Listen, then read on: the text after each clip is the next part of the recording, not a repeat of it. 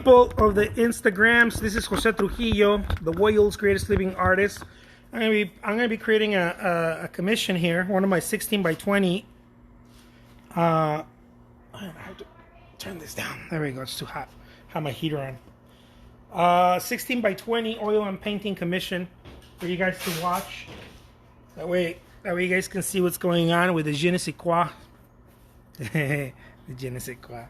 Yeah, baby. Let's do this. So this is gonna be a floral. It's gonna be a floral piece. Okay, some blue flowers. And I'm gonna start out by doing a little line right there. Pretty much like a horizon line on a landscape.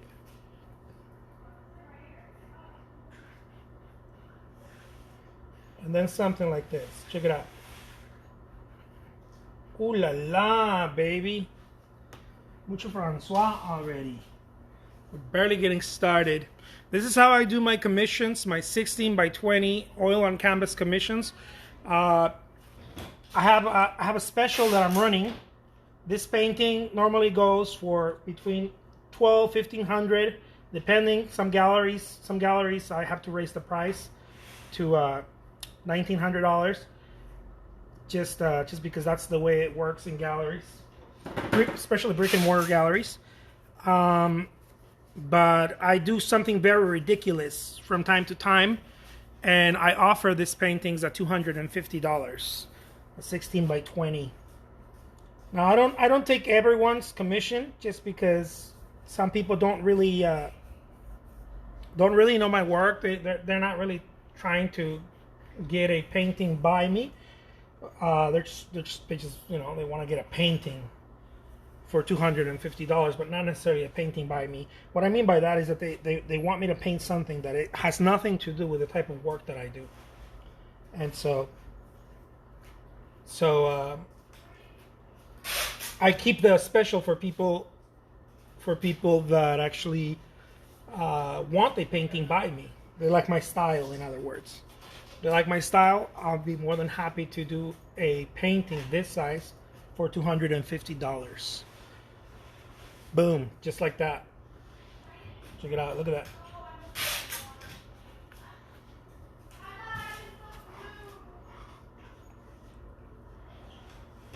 Oh, thank you so much, I appreciate that.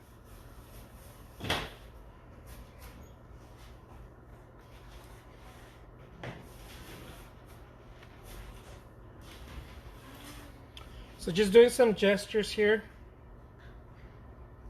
Some little paint gestures.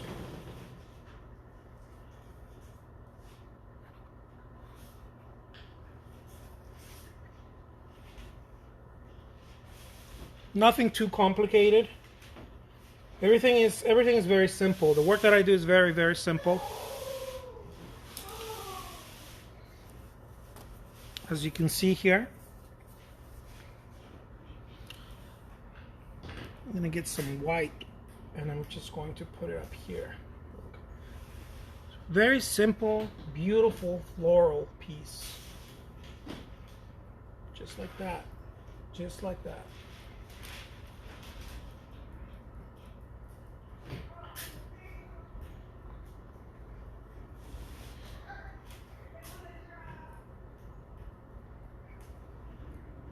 Oh yeah. Look at that.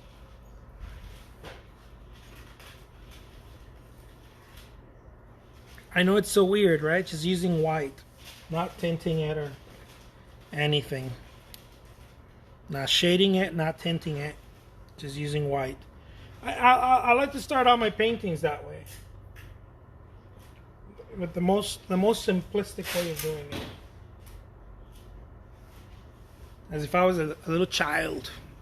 Hey, what's up, Vivek? How's it going, Constance? Good to see you guys. As if I was just a little baby child.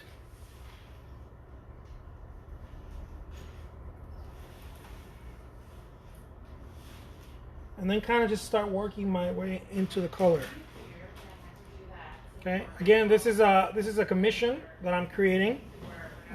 It's one of my 16 by 20 oil painting commissions that I let go for $250 when I feel like it.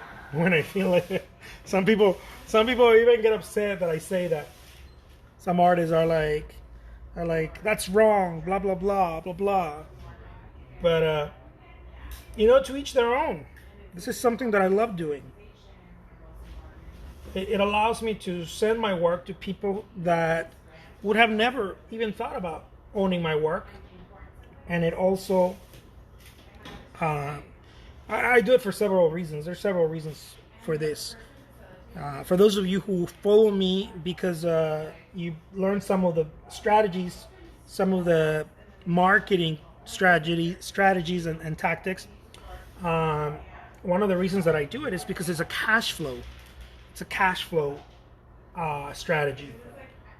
Okay, but that's not the only reason. There's a lot of reasons why I do this. Like I said, another reason is that it helps me find new collectors. And I also get to send my artwork to people that would have never thought about owning one of my pieces. They don't necessarily have to become collectors, but I get to share my artwork with the world in a different way, in a very immediate way. As opposed to, well, yeah, I do like his work, it's on Instagram, but dude, I could never... Let me tell you how I see this. For those of you who may be wondering how this dude sees this thing, this artist. I see myself as a singer, like if I was a singer, an artist who's a singer, and I'm singing a song. This is a song, and so I can sing as many songs as I feel like it, and you get to keep it and cherish it. It doesn't have to be something recorded, You can listen to it live, sort of speak. What do I mean by this? Look, your favorite artist, whoever your favorite artist is, if you go to their show, okay, you can experience that artist for, I don't know, 50, 60, $100. You can experience that artist live. You're not experiencing a pre-recorded, you're not at a club, right? If you really love an artist, you go see them sing. It's not a club necessarily, it's a concert. It's a concert. And you get to keep that. You get to keep that experience of listening to the artist live.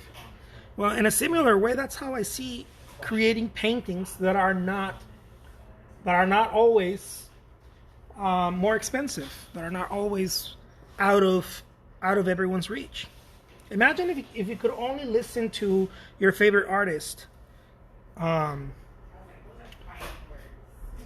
only way that you could listen to your favorite artist live is if you had, I don't know, $3,000, $5,000, $10,000 put away.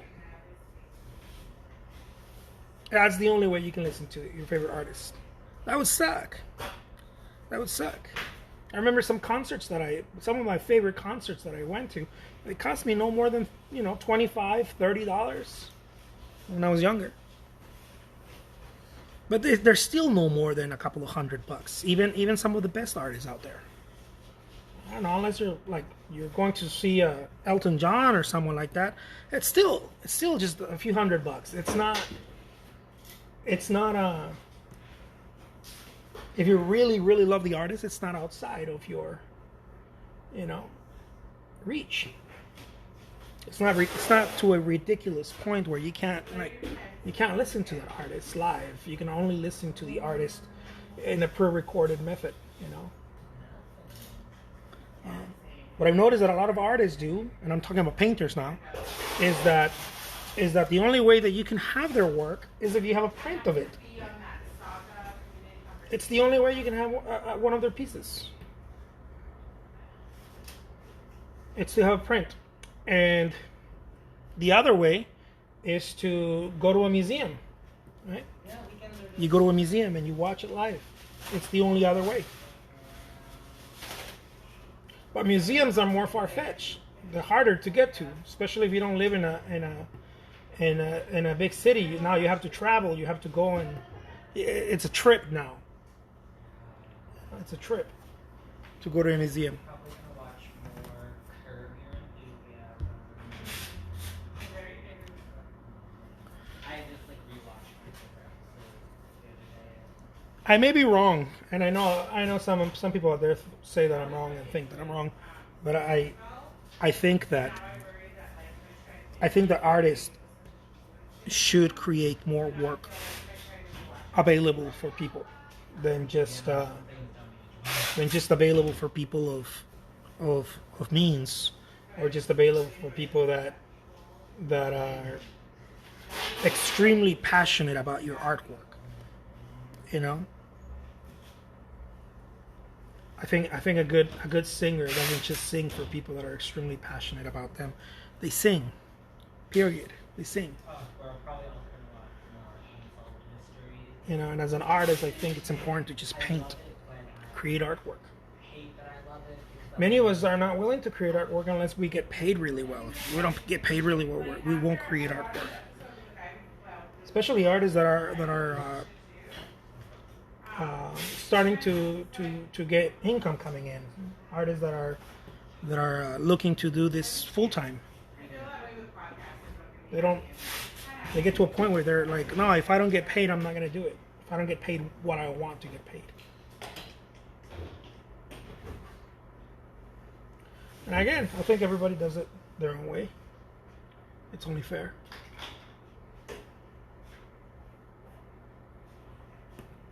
But this is the way I like to do it.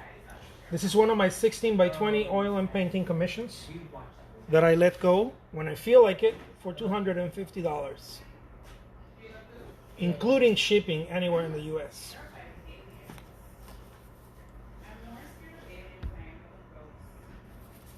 Bam. Bam. I'll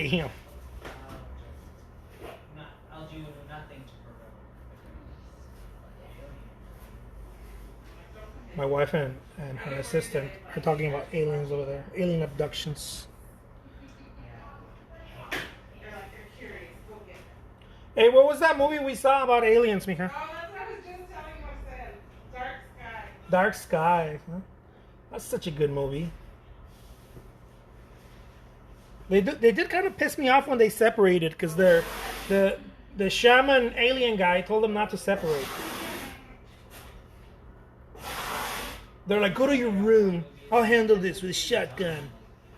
You're not helping yourself in the situation. But how do you help yourself from aliens? I'm gonna kill some interdimensional beings with a shotgun. I was like, what? We'll do more damage with a crucifix.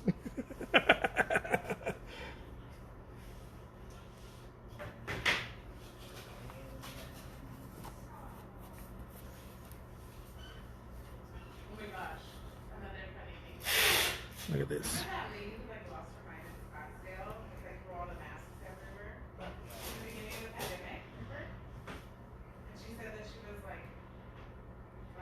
Oh, the QAnon lady.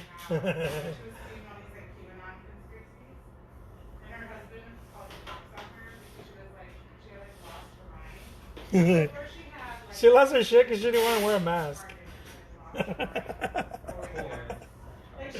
People are funny.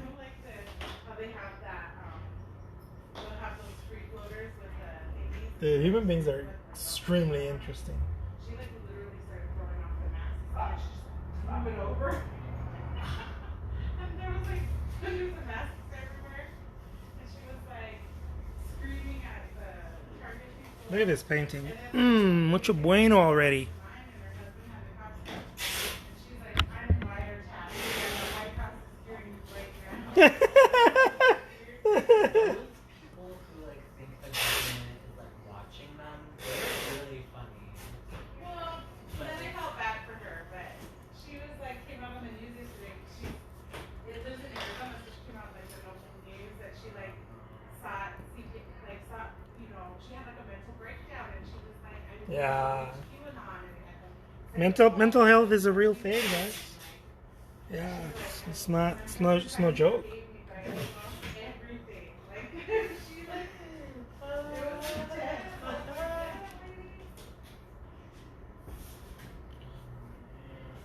Look at this.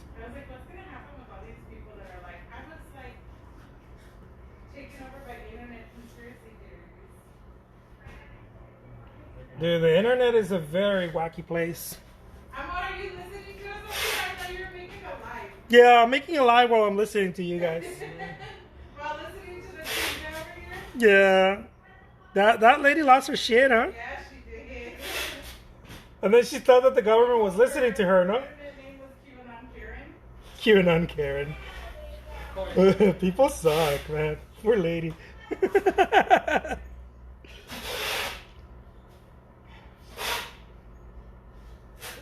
Look at that. Boom.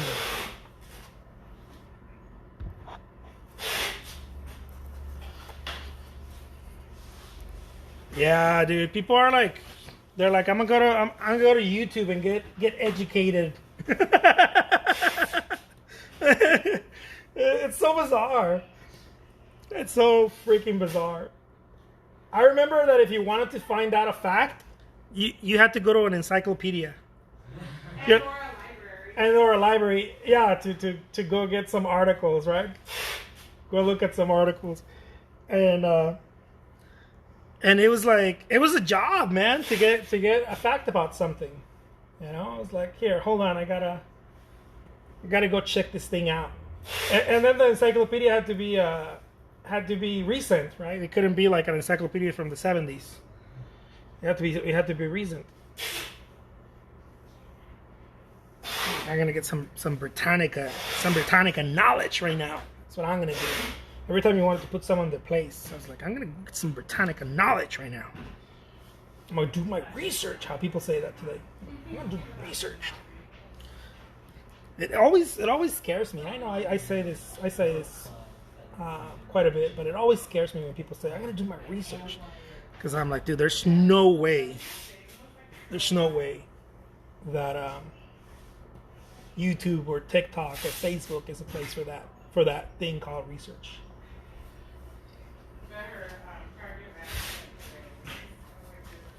And yet it's done. It is so funny when people get like just enraged with the mask. Look at this. What is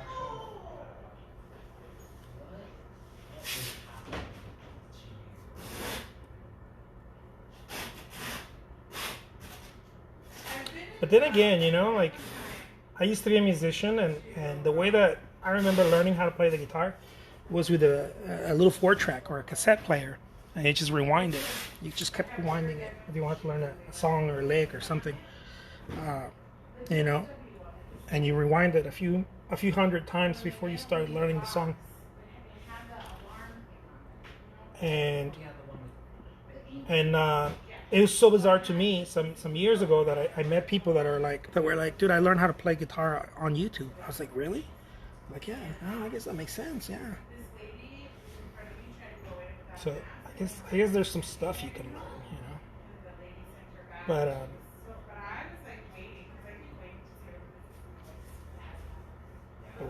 But facts and stuff like that, man, like, I don't know.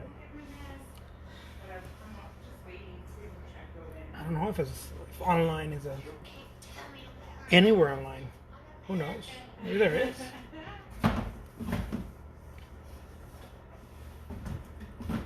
Daniel, you okay? Who knows? I'm still the type of dude that I still read the Atlantic and shit like that. If I want to read something worthwhile.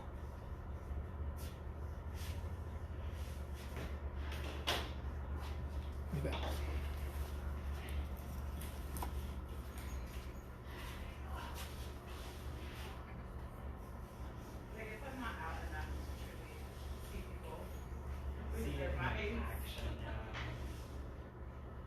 Like if I have to go somewhere, I limit myself how much time I'm spending in the store. But it's like hard trying to like move fast in there. People like take their sweet time pushing their full cart. Or like the whole aisle, like Stand I love these brushes. I was just listening to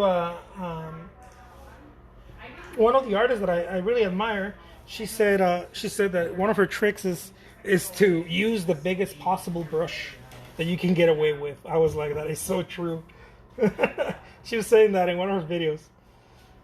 She's like, use the biggest possible brush you can get away with. I'm like, getting away with it sounds so fun. But it's true. It's true. It is one of my secrets, I guess, to painting a faster pace. It's not so much about painting about a faster pace only, although that is important to not overthink so much what you're painting. But it's also about a wide brush. It's also about a minimalist approach. It's also about brush stroke economy, not just having a wide brush, but also brush stroke economy. How much are you brushing? In what areas? Does it matter? Can you move on? It's also about not having so much perfectionism.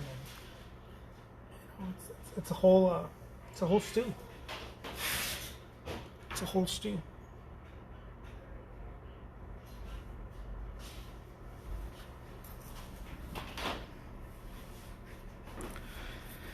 Alive with Color and Motion says, yes, I watched that video also. Erin Hansen. Yeah, it was Erin Hansen, exactly. Yeah, I admire her quite a bit. I think she does a really great job with her artwork and her business. Yeah, I saw that video and I was like, that's smart.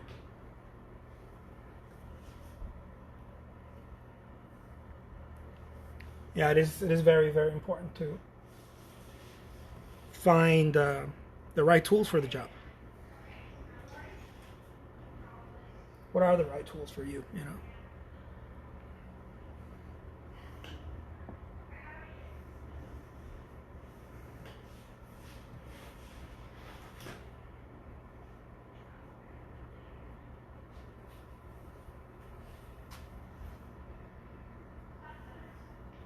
Oh, thank you so much. I appreciate that.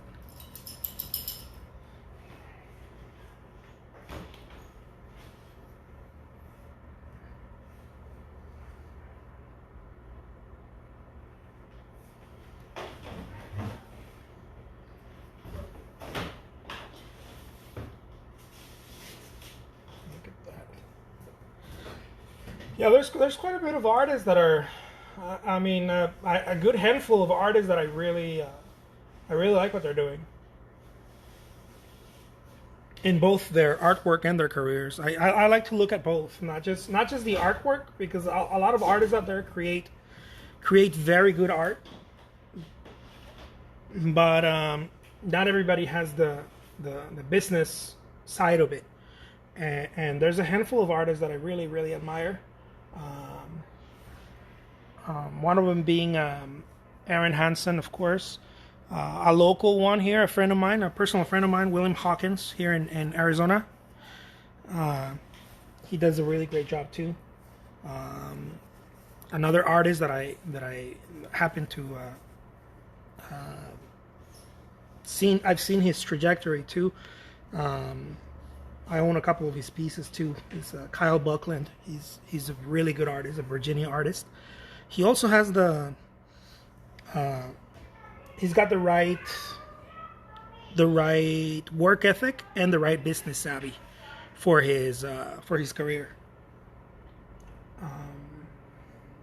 Richard Claremont, I think it's Claremont from Australia. He's got the right business, the right work ethic, and the right business attitude too. Richard Claremont. I think it's Claremont, his last name. A lot of people compare my work to his, and I've heard that they compare his work to mine. My work to his and his work to mine. Yeah, he's got that loose, very loose, very nice style.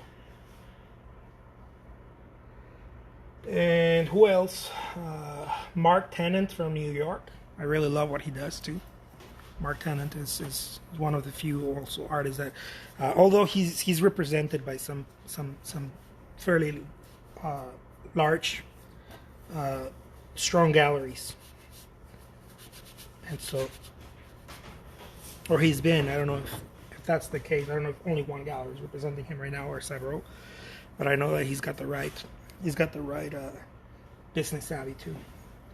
Either that or his reps or his gallery, his gallerists. They're doing something right. They're doing something right. Not many people do something right. It's because there's so many things that get in the way. And so this is one of the reasons why I mentioned this artist, because I know based on my own experience, I know they're doing something right.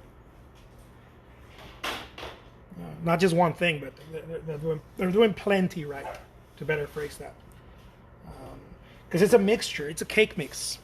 You have to have the right attitude for your artwork. You have to have the right work ethic.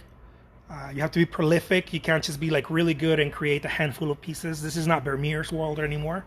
You have to create a good number of pieces. You have to be prolific.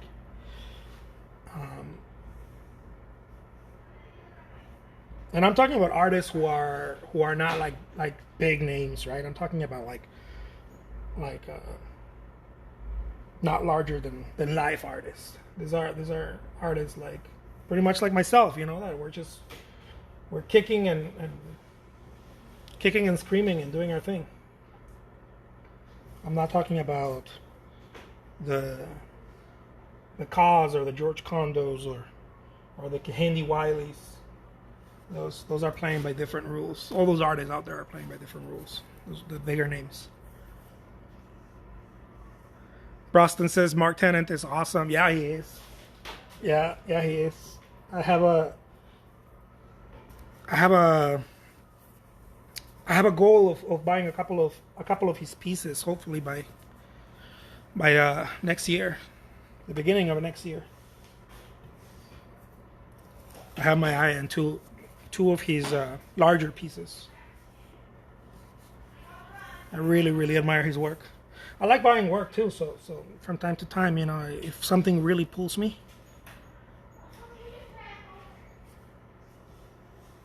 And his prices are not, they're pretty high up there, but they're not, they're not out of reach either. If you really want something by him, they're not out of reach. Aaron Hansen's prices are starting to become out of reach more and more for the starting collector. But she does have some really great, she calls them petites, some really nice paintings, some smaller ones for $3,000, $4,000, $5,000. I don't think anything less than $4,000 or $5,000 for a small one, a little 8x10 or something like that. I don't own any of her work, although more and more I'm thinking about getting some of her work, maybe a piece or two here and there. See if time and the money allows it to. I believe in artists that believe in themselves. I really like, that's something that I've seen predominantly. And artists that do well is artists that start believing in themselves. They really start believing in themselves. Not just in the price points, but in their career. It's not just the price points. Some artists have different price points because they have different strategies for how they carry their business. For example, my strategy that most people know is I work people up. I start with lower price points and then I work them up. If they want to start collecting something larger, then we move them up. But I let everyone in. I let everyone play. Anyone can go to an eBay auction and get something. You don't have to have deep pockets to do that. Anyone can go do that. It's an eBay auction, for God's sake, And I also offer works on Etsy. People can buy it on Instagram. People can buy it on Saatchi, commissions and whatnot. And then I keep working people up to higher price points. It's just my strategy. Nothing good or bad between these other artist strategies. I think everybody just does what works for them. And this has worked for me very, very good for the past 10 years now. The strategy that I use. and it happens to be the strategy that I'm teaching now. I'm teaching other artists about this. It's not gospel truth, but it's what I've been using for 10 years, and it works for me. I'm sure there's other strategies that work, maybe even better. Probably, why not? You know, not maybe, of course, even better. But I haven't explored them. I've only explored what works for me.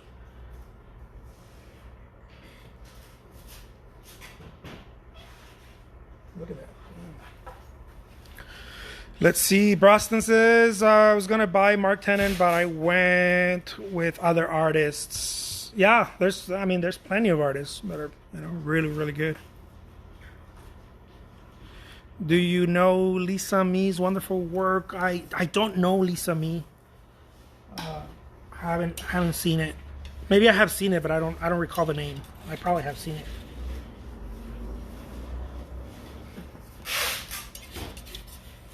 Is she the one that paints the birds? Maybe I'm mistaken. I'm mistaking her. I think Lisa. I heard of a Lisa that I think I'm remembering that painted lots of birds, but I don't know if that's her. I might be mistaken the name. Yeah, there's some really great artists out there, that you can start collecting their work.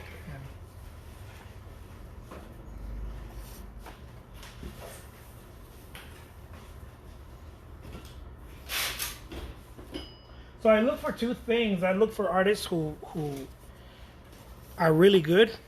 Well, more than two things, but the main two things are artists that are very, very good at what they're doing. They pretty much mastered their skill set. I look for that, right? If they mastered it, they're prolific. They're sort of making a name for themselves somewhere, whether it's on Instagram or YouTube or through the gallery, the brick and mortar galleries or the art fair routes or whatever. And then the next thing that I look for is, are their prices? Do they have price points that are reflecting not just the artwork but their career? Do they have those price points? I look for that too. So there's a lot of artists that are barely starting out, and then they put like, $30,000 for this painting or $100,000 for this painting. I've seen this. Not starting to paint, but they're starting to get into the marketplace, and they're trying to pull some very meaty price points. I don't think there's anything wrong with that. I think people should do whatever works for them, again. But generally, for me anyways, artists that do that and don't have yet footprint in the marketplace,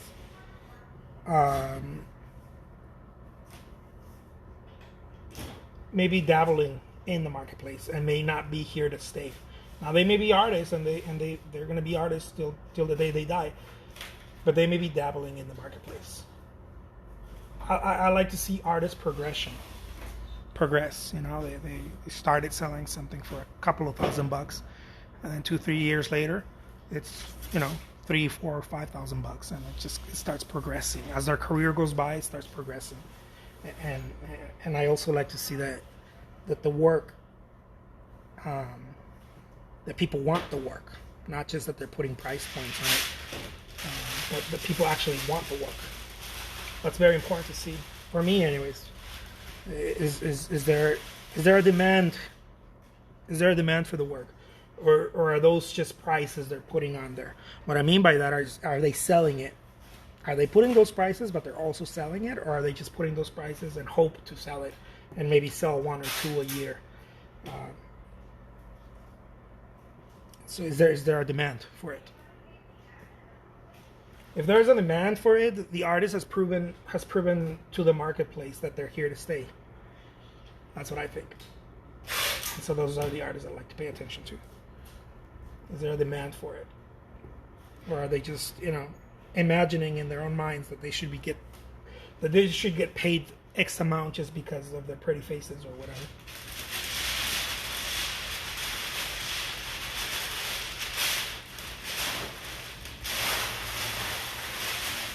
something like that. Now, most artists, what we do is we don't raise our prices enough, and we live in these poles and extremities. Either you never raise your prices and you always sell very, very cheap, right, and only sell very cheap, or you try to sell very, very high up. And what I try to do is I try to be somewhere in the middle of that. Selling at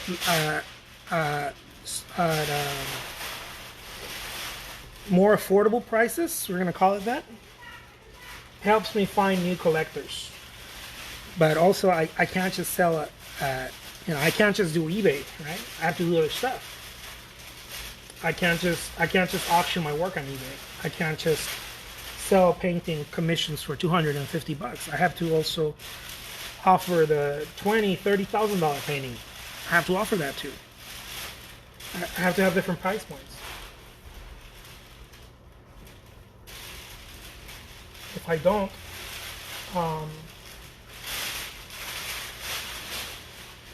I feel like I'm not paying attention to it, you know. And usually we price our artwork thinking about our own pockets. So if you can't afford it, then you price it at whatever you think you might be able to afford. That's a huge mistake. I made that mistake early on. Now I have different price points, but they are lower price points. But they're marketing strategies more than a price point.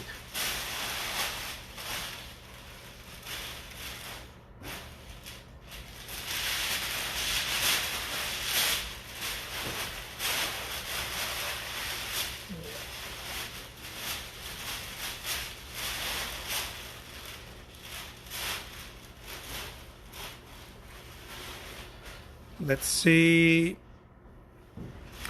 Oh, Lisa, she's very colorful art. No birds though. She does quite a few figures. This is a New York City artist. I gotta check her out. Thank you. Hey, what's up, Bob? Hola.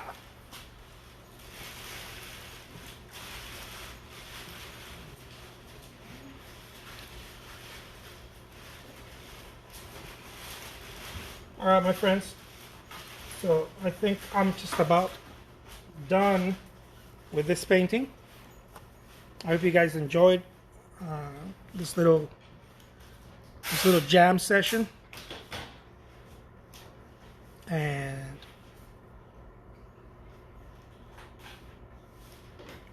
we'll stay in touch. I put a signature there. I think it requires a signature by the world's greatest living artist. Boom, baby.